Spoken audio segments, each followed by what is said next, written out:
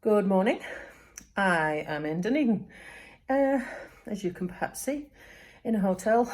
I am here for only two reasons. Only two reasons I ever come to Dunedin: pancakes and legs.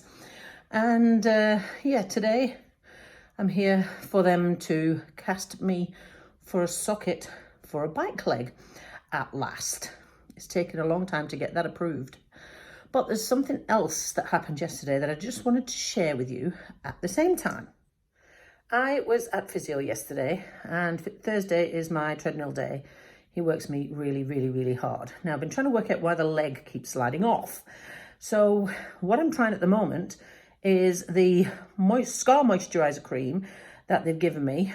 I have not putting it on my stump on a morning because I wondered whether it was acting as a barrier. So this is the first time I've tried the treadmill with that plan in place. And I normally have to stop and take the leg off and put it back on 3 or 4 times during this. Well, actually I didn't. The leg stayed on and nothing slid off. So maybe I'm onto something here. However, I was sitting at the end on a chair, drying myself off and getting over this because, oh man, it was hard. And there had been another amputee in the room the whole time, and he's been there the last couple of times above the knee. In fact, I think it's hip disarticulation or perhaps higher.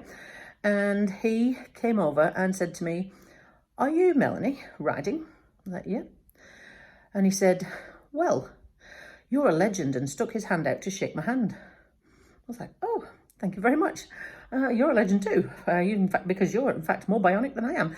Anyway, we had a wee conversation. He's been following me, my story on and off online, and took inspiration from that. And I thought that was really cool that he had took the time to stop and talk to me and give me that sort of feedback. It's really nice.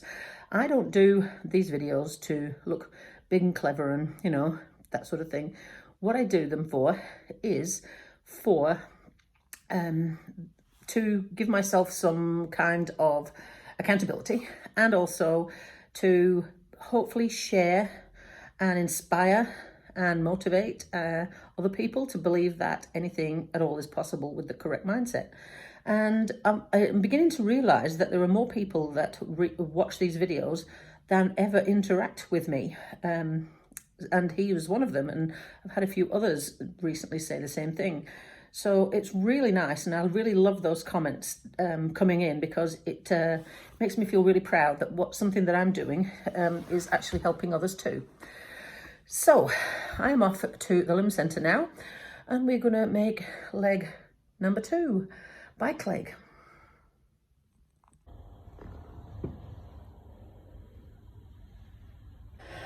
So with regards to bike legs, we are going to try pin lock, which means I can get rid of the sleeve, which is one less thing to slide down, and we're hoping that means that the leg will stay on.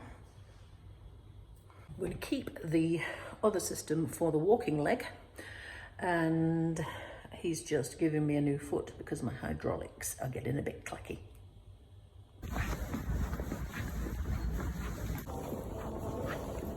The clatter has gone. I'm on the way to Park Run start line to Marshall this morning. It's raining a little bit, and I've been thinking about what Ryoji and I were talking about yesterday about the feet, and deciding which foot is what. And I said I wanted to jump around and maybe run, and then there was several types of blades that you could have depending on whether you were sprinting or jogging, and then do you have a heel or do you not have a heel? We had to talk about that for a while, what the function of the leg is and what you're actually hoping to do with it.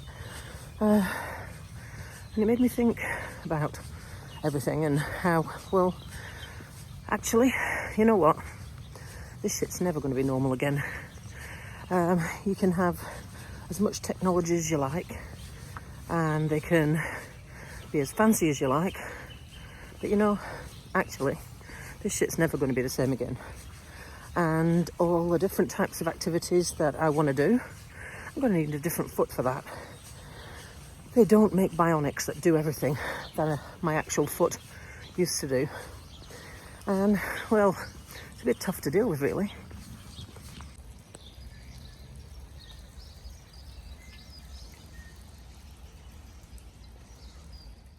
So, limb centre recap.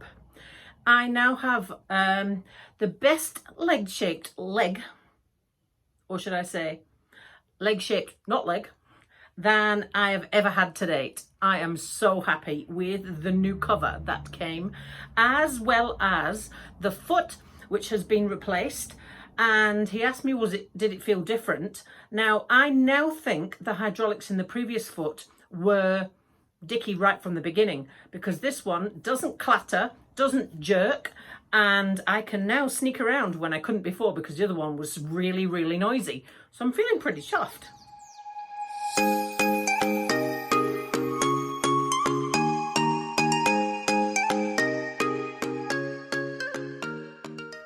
So I've finally got what I was after all along, and that is a leg-shaped leg that doesn't look like a leg, so that I can hide it or parade it, depending which way I feel.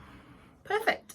So I have left Ryoji with the mountain bike foot leg problem, and he has got the foot and the pedal, and he's going to see if he can figure it out, or whether I'm just going to be eternally destined for riding around on odd pedals. We'll see how that turns out. Meanwhile, I am planning the future year with what events I'm thinking of doing.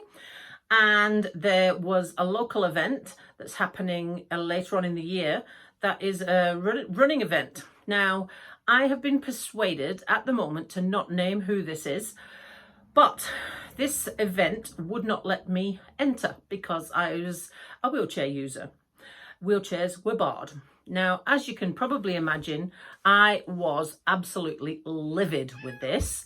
But I've got some people who are planning to look into it and see whether they can make contact with the committee who've made a really odd decision, which is very discriminatory, or whether I need to go and find some local media that will help my cause. But, you know, to be honest, at the moment, whether I manage to get the wheelchair entries done or not, it sort of makes me think, do you know what? Screw you. Because, well, if you're not disability inclusive, then I don't want to do your stupid event anyway. And I just want to introduce you to my cat. This is Kiwi. And she has been running around on the floor, rubbing up against the tripod that the camera's on, meowing, wanting up. She always does this. She's a bit of a tart when it comes to videos.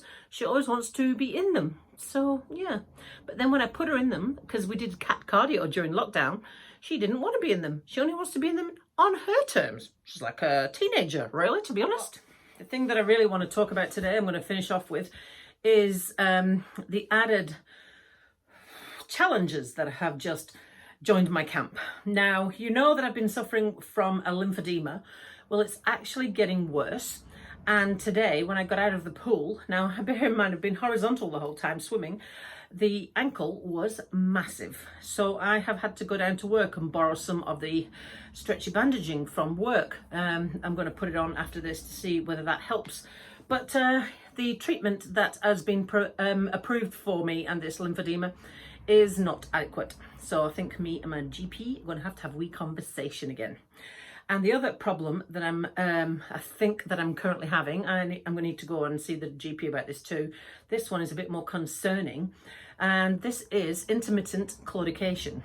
Now, I've been trying to problem solve what this is for a wee while now, and it's taken a couple of people and a few brainstorms and lots of reflections to come to this conclusion. But here's what's been happening. Now, to begin with, when I first started walking, I couldn't walk far. I attributed that to the fact that my leg wasn't used to the pressure in the socket. Now it's in a prosthetic leg. Now, more recently, I've noticed that actually the stump squeeze sort of sensation that I had been feeling that was making me stop and sit down has gone away, and there is no problem with the leg and the socket at all. What I'm now feeling like I've got is calf cramp in the left leg. Now, I scratched my head for ages about this because I thought, how can I have calf cramp? The calf's not in its regular position anymore. Until the physio said to me the other day, What about ischemia? It's like, no, it's not ischemia, but it could be claudication.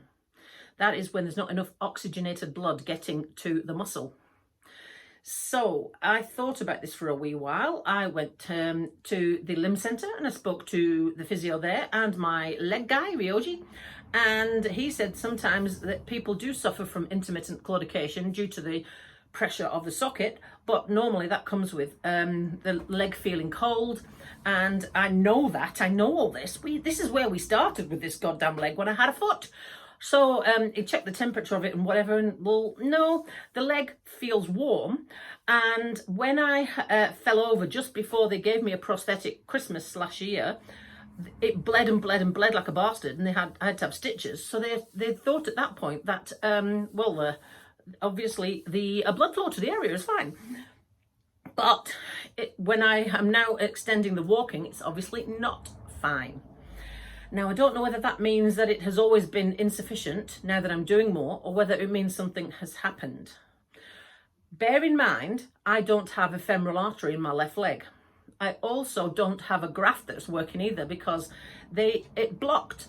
So there is no main artery in my left leg at all. So that has made me a little bit concerned as to has something changed to the blood flow to the stump. Is that causing the claudication, or is it literally compression from the socket claudication? I don't know. What worries me is that the resistance of the leg standing in the socket is improving and I can walk further, but the calf pain is not improving. So I'm going to go and see the GP, cross everything, and hope there is no more dramas.